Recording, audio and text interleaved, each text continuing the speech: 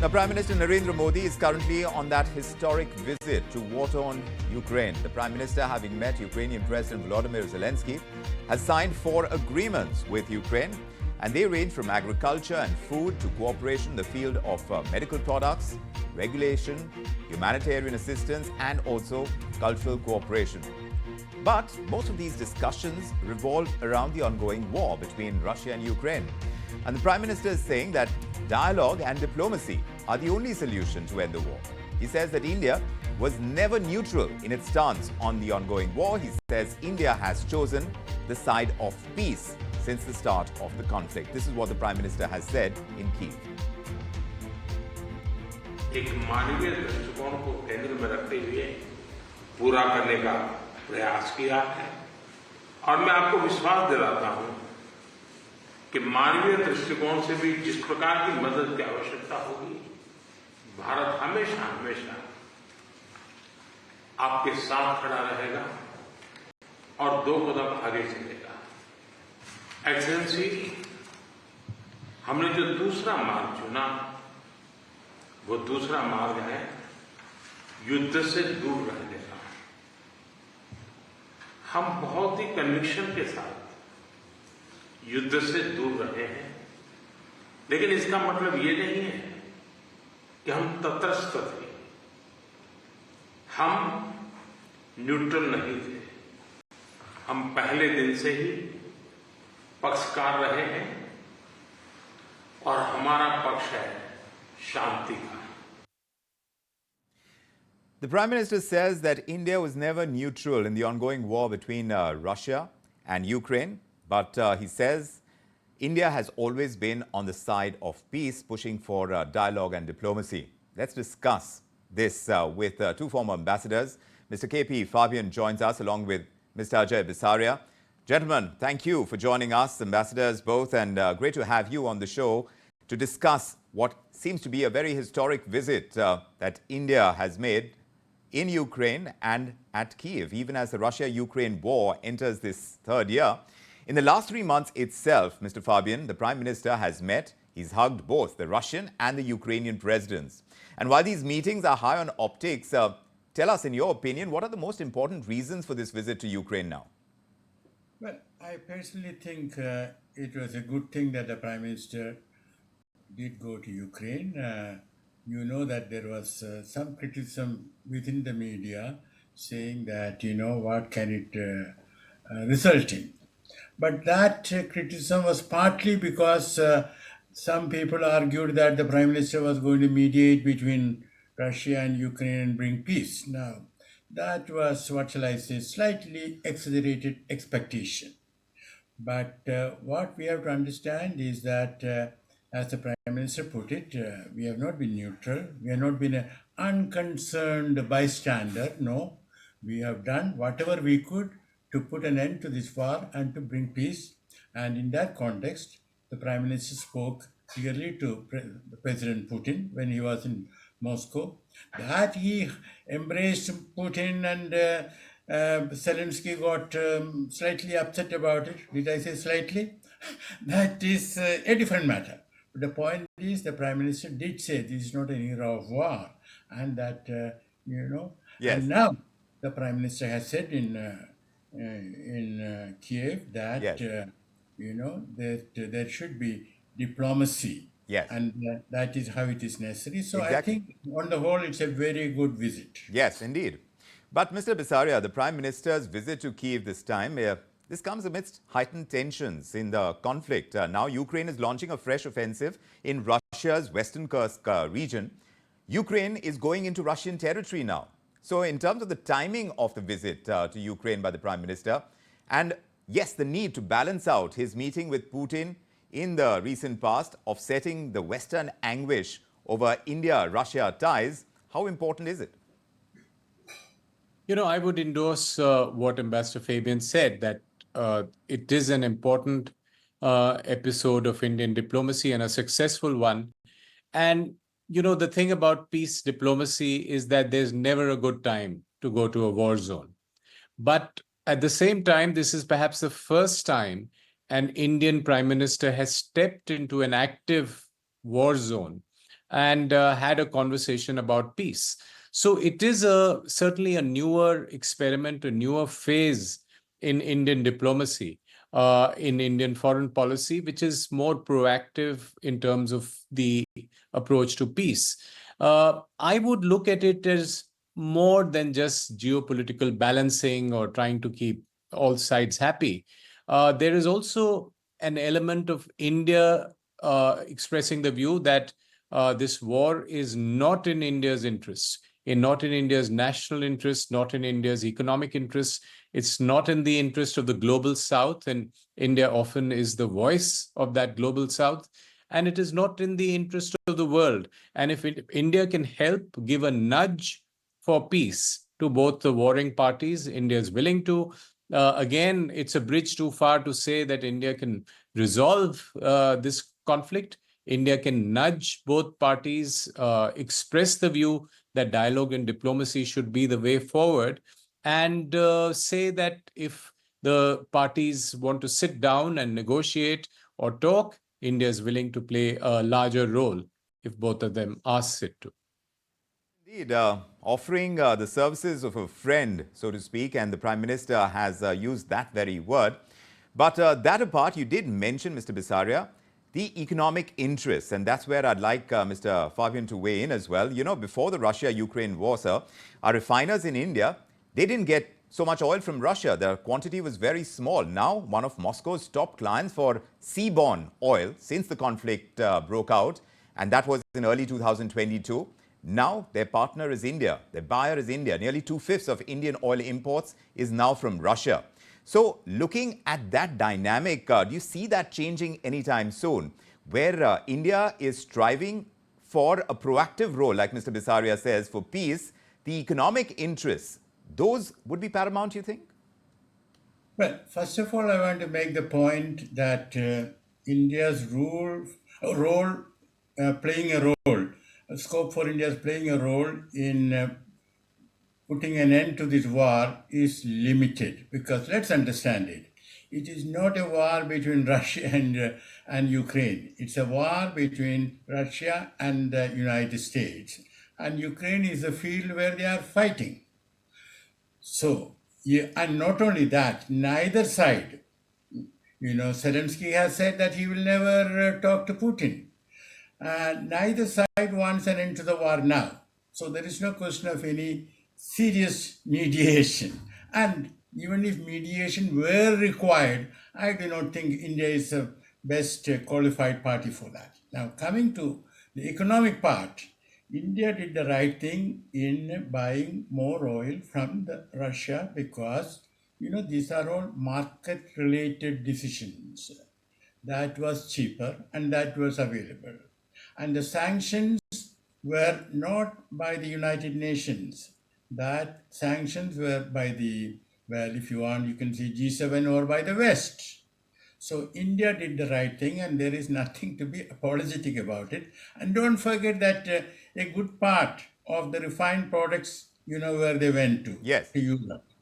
So there is nothing for us to discuss. Yes. But Mr. Fabian, the importance of the balancing act, sir. The importance of the balancing act, economic interests weighing in against how the Western world is looking at Putin and looking at Russia right now. How well is India doing in being able to balance it out? India has done very well in walking the tightrope. You know what I mean? And as regards the West, let's also not forget that West is slowly realizing that, there is no way Ukraine can win this war. It is true that Ukraine has made an inroad into a particular part of Russia, but Ukraine is not winning the war, and nor is Russia winning the war in terms of making Ukraine surrender.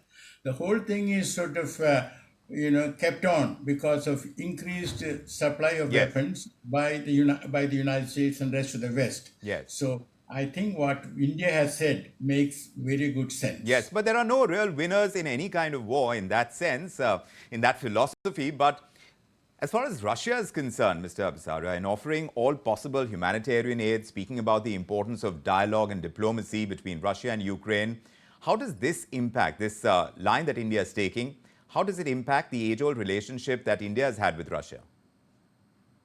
Well, I think this would be part of a piece. When the Prime Minister went to Russia, certainly the idea of visiting Ukraine wouldn't have come after that. That would be a overall plan to visit both Russia and Ukraine. Now, with Russia, India has a deep bilateral relationship with several strategic elements, including defense, including energy, including nuclear energy. But it wouldn't have come as a surprise to the Russians. This would, I'm guessing, have been an issue that is discussed already with the Russians, and they would be aware of India's role here. And on the situation on the ground, again, never a good time, never when a war is on. You mentioned the incursion in Kursk by Ukraine, the incursion by Russia, continuing one. Russia tries to get territory in Donetsk. So I think both parties are trying to strengthen their position for a possible negotiation by having territory that they could exchange, having prisoners that they could exchange. I know one guess would be that this war would get towards completion in the next 6 to 8 months. And at that point, if the two parties, request India's support in having a conversation, and as Ambassador Fabian mentioned other stakeholders as well, Yes. which is the US and Europe and the larger West, India would be willing to play that role. But right now, India has played a very positive role in nudging both sides Right. and advising them to get on the negotiating table, Yes. even if they don't take that advice immediately. But to an extent, Ambassador Bisaria, it would still seem like it's business as usual where Ukraine is concerned on his part, even as the war is going on.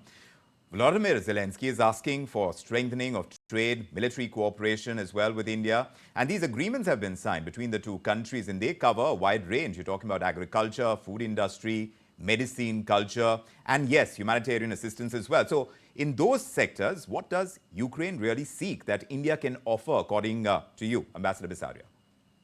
Well, if you go back to pre-war years, these were the conversations we have about economic cooperation, and these were pending issues. You need to press a pause button when there is a conflict on. So I won't, sort of overplay the importance of these agreements. These are the standard things that countries do.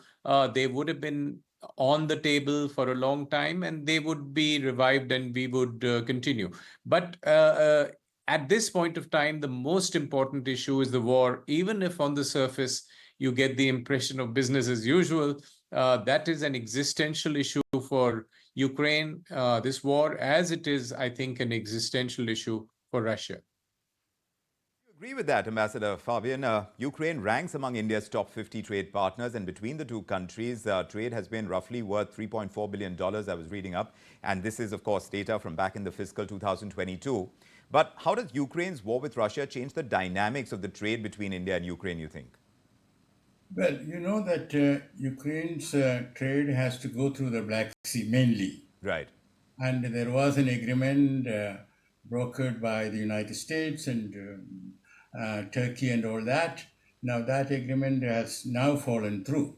So, it is not that, there is any normal way of sending goods from India to Ukraine or from Ukraine to India. So things are difficult, but as Ambassador Bisaria said, we have shown our good intentions by signing these agreements, but you have to take into account the ground reality of a war which is going on. And you said earlier that it's a war which neither can win or benefit. True. But let us not forget that hundreds and maybe hundreds of thousands of human beings are dying. This is true. Yes, indeed. But as we assess the kind of damage that war brings, now sensing the kind of diplomatic thrust, the push that is coming from India, especially in Central Europe, Ambassador Bisaria, now with this trip to Poland and to Ukraine, do you see a stronger focus on certain sectors, on defense, security? And if so, what can India hope to achieve in enhancing its trade prospects? Do you see a definite change from what we've seen in the past in Modi 3.0 when it comes to foreign policy? Well, I think it's this initiative of visiting both Russia and Ukraine is an important one from Modi 3.0, and it is a signifier of a continuation of the earlier policy, but also one of higher risk taking. So, but coming back to your question on the foray that Modi makes into Central Europe, because essentially these were visits long pending to Central Europe. Poland after 45 years, also Austria last month, along with Russia, was after 41 years. And the visit to Ukraine, the first ever to independent Ukraine. What India is saying that India has global interests, global equities in different regions of the world. Europe is not just France and Germany and UK and Italy and Russia. Europe also includes these new Europe countries. And it's good to engage with them, good to see what equities are. The thrust in non-warriors with this part of the world will always be economic. It'll be about investment, it'll be about trade, it'll be futuristic technology exchanges. But I think the point that India is making is also that we will not neglect Central Europe, which is also an important part of Europe.